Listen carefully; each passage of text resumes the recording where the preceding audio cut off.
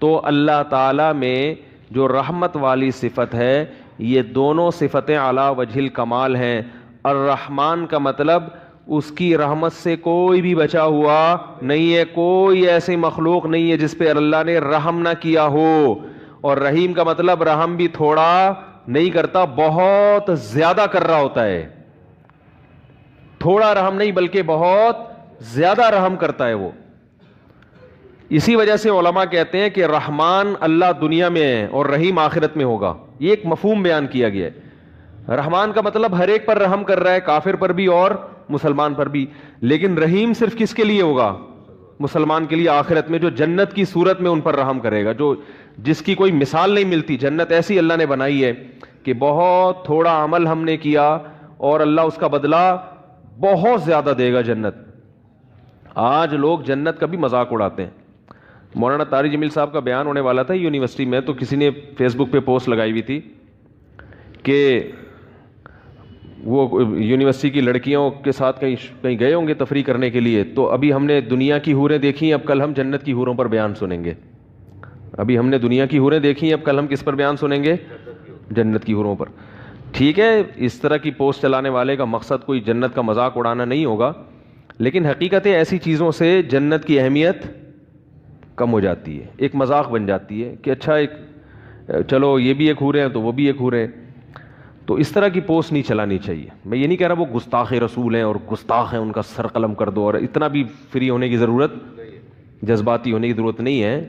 بعض دفعہ انسان کی توجہ نہیں ہوتی, وہ ایک چیز مزاح میں کر دیتا ہے. لیکن میں نہیں کہہ رہا کہ وہ یہودی ایجنٹ ہے, پری پلان یہ کام کیا ہے. یہ لوڑے لپاڑے جو آج کل مارکیٹ میں آ رہے ہیں سب کچھ چلا دیتے ہیں.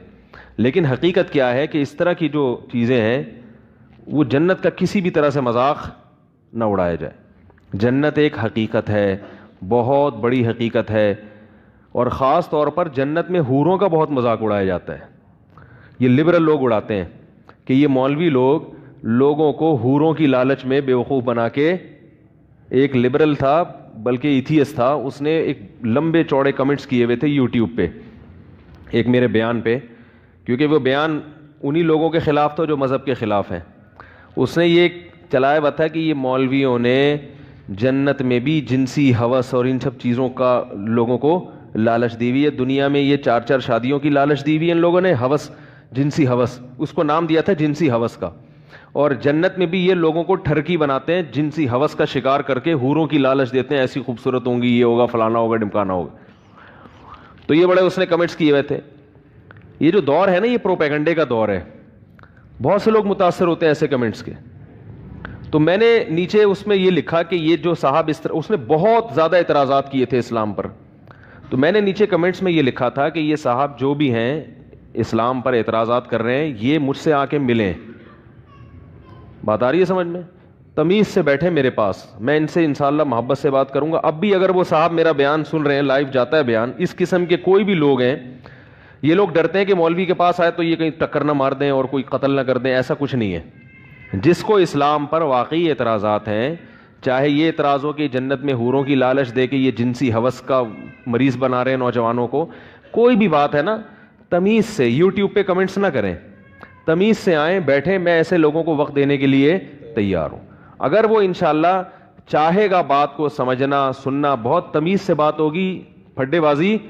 لوگ یہ سمجھتے ہیں ہم نے اگر یہ کر دیا تو گستاخی کا میں گستاخی کا فتویٰ نہیں لگاؤں گا, کیونکہ ایک آدمی مانتا ہی نہیں ہے اسلام کو, تو میں کیسے, وہ تو جو آپ کے دل میں ہے, جو آپ کے دل میں اسلام کے بارے میں, علماء کے بارے میں, مولویوں کے بارے میں جو کچھ آپ کے دل میں بھرا ہوا ہے, آپ آ کے میرے سامنے بتائیں. میں انشاءاللہ تمیز سے پوری بات سنوں گا, غصے کا اظہار بولو بھائی نہیں کروں.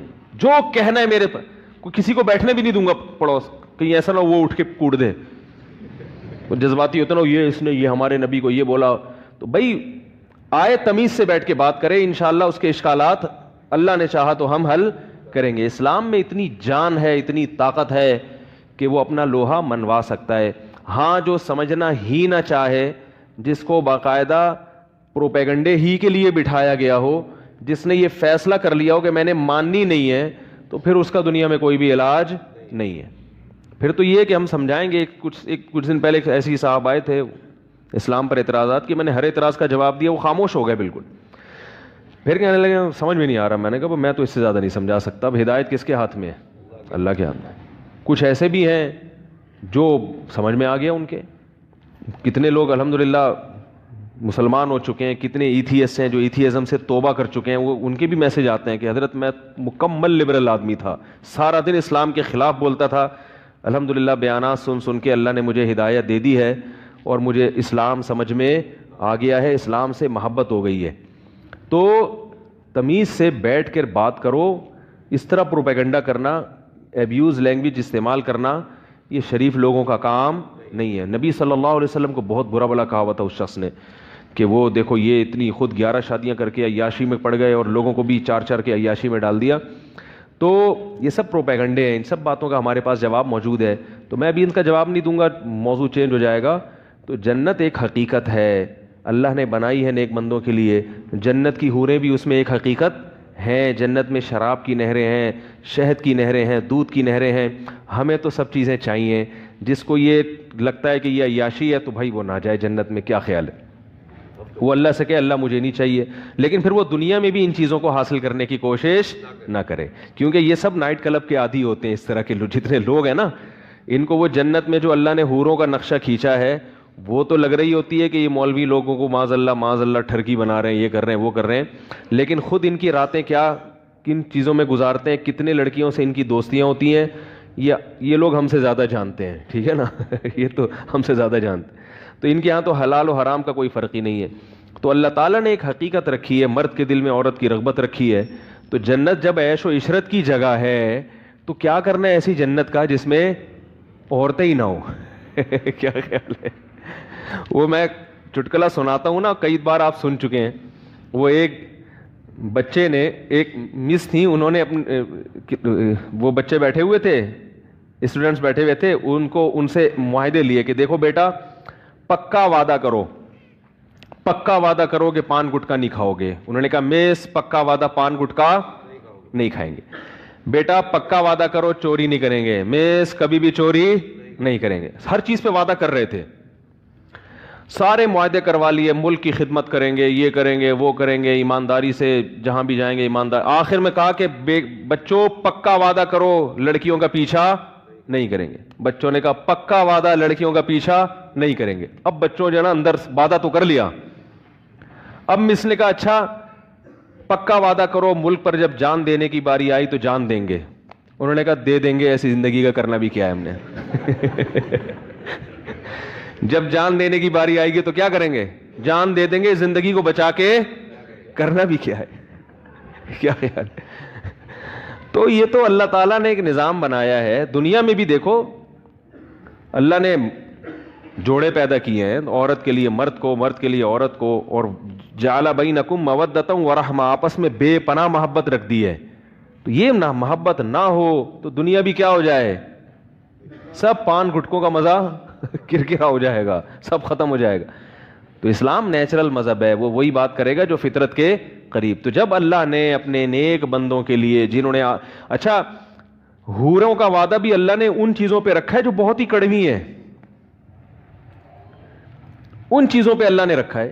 میں حیران ہوتا تھا, حدیث میں آتا ہے جس شخص نے غصے پہ قابو کیا, غصہ آ رہا ہے مگر اللہ کے خاطر وہ غصے کے کڑوے گھونٹ کو پی گیا.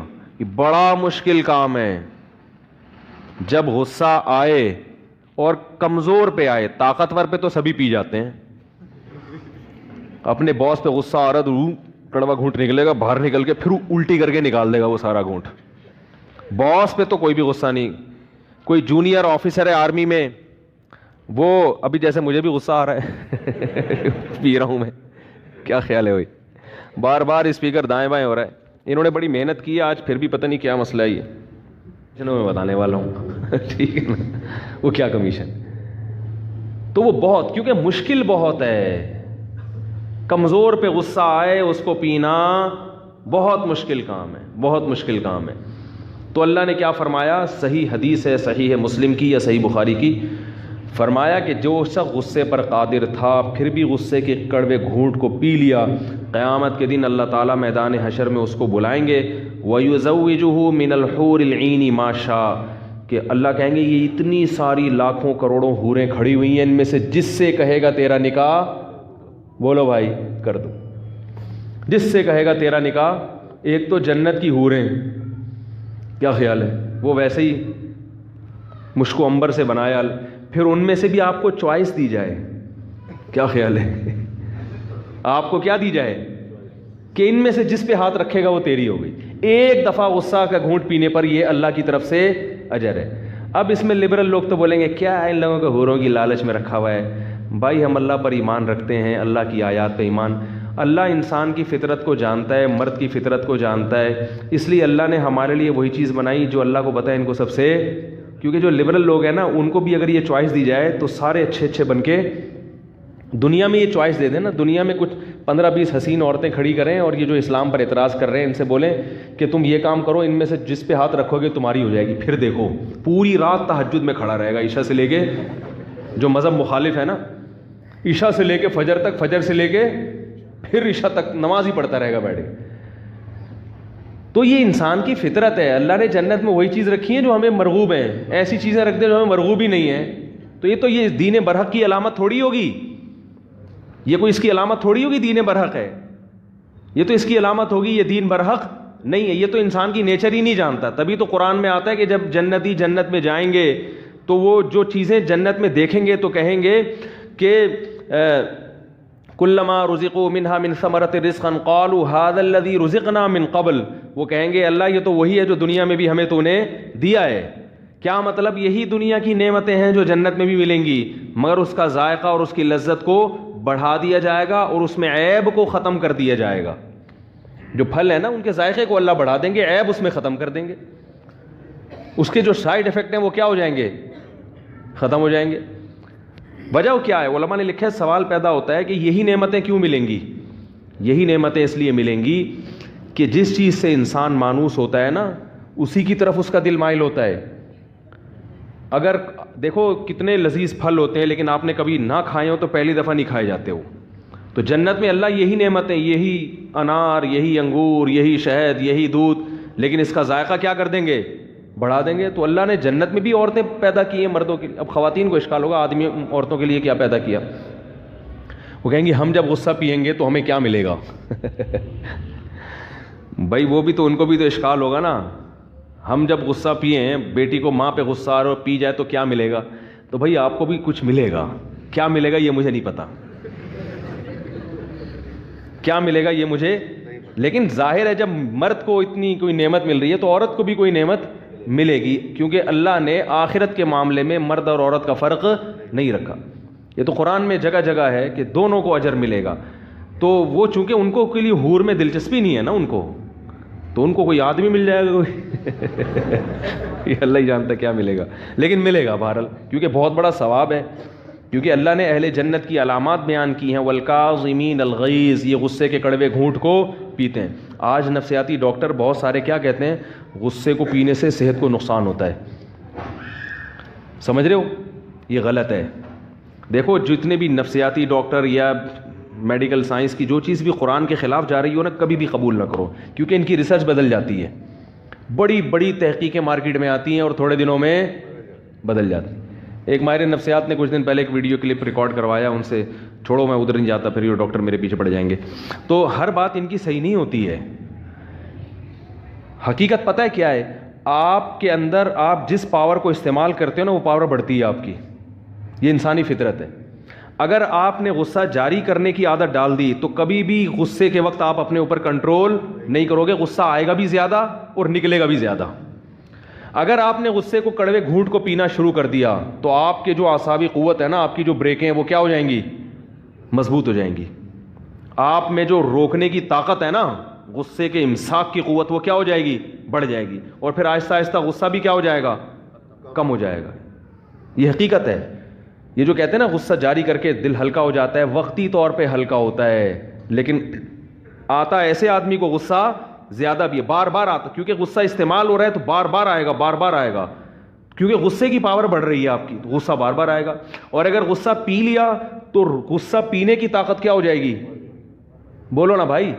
آہستہ آہستہ آہستہ آہستہ بہت زیادہ بھی غصہ آئے گا تو آپ پی جاؤ گے، اس عادت ہو گئی، آپ کی بریکیں کیا ہو گئی ہیں؟ مضبوط. ورنہ بڑھاپے میں تو بالکل فیل ہو جائیں گی بریکیں. اگر جوانی میں اپنے اوپر غصے کو قابو کرنے کا آپ نے طاقت پیدا نہیں کی تو بڑھاپے میں تو اور انسان کمزور ہو جاتا ہے نا اعصاب، پھر تو ذرا ذرا سی بات پہ بھڑکتا ہی رہے گا، بھڑکتا ہی رہے گا. تبھی جو آفیسر لوگ ہوتے ہیں نا، سب نہیں، بہت سارے آفیسر جن کو ہر وقت آرڈر چلانے کی عادت ہوتی ہے، بڑھاپا بڑا خراب گزرتا ہے ان کا، کیونکہ انہوں نے نو کا لفظ کبھی سنا ہی نہیں ہوتا.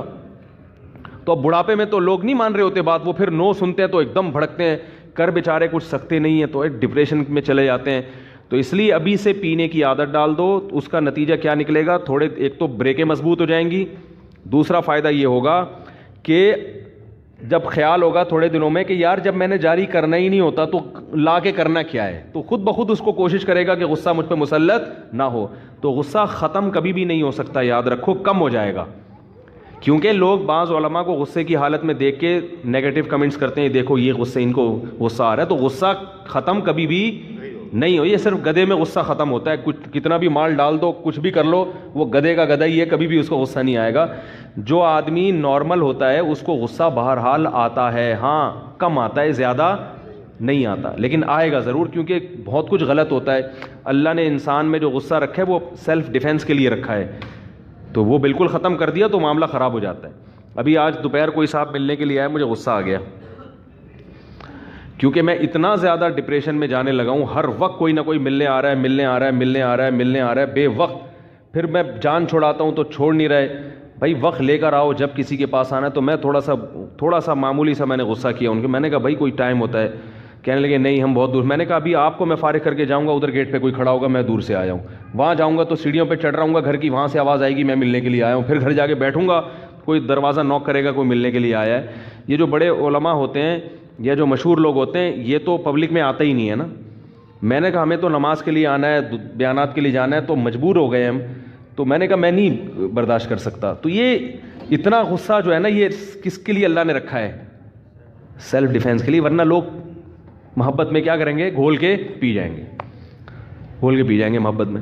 تو وہ آ جاتا ہے انسان کو، بھائی کچھ تو تمیز سے، آرام سے، معذرت کے ساتھ زندگی کو. ابھی آ رہا تھا لیکن اللہ کا شکر ہے میں نے پی لیا. حور کا تصور جیسے ہی کیا میں نے پی لیا الحمدللہ. ٹھیک ہے. تو ملاقات ضرور کریں، 100 دفعہ کریں، لیکن وقت لے کے، ٹائم لے کے آؤ. پھر ہم نہ بیٹھیں تو آپ کا حق، پھر آپ غصہ کریں، آپ کا حق بنتا ہے. تو اللہ تعالیٰ نے جو اجر رکھا ہے جنت میں، وہ وہی چیزیں رکھی ہیں جو دنیا میں اللہ نے ہمیں دکھائی ہیں.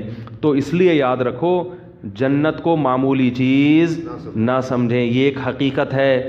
جن کی سمجھ میں آ گئیں تو قرآن ان کے حالات بھی بیان کرتا ہے. آپ اسلاف کے حالات دیکھو، اسلاف کے حالات، راتوں کو جاگتے تھے جنت کی لالچ میں.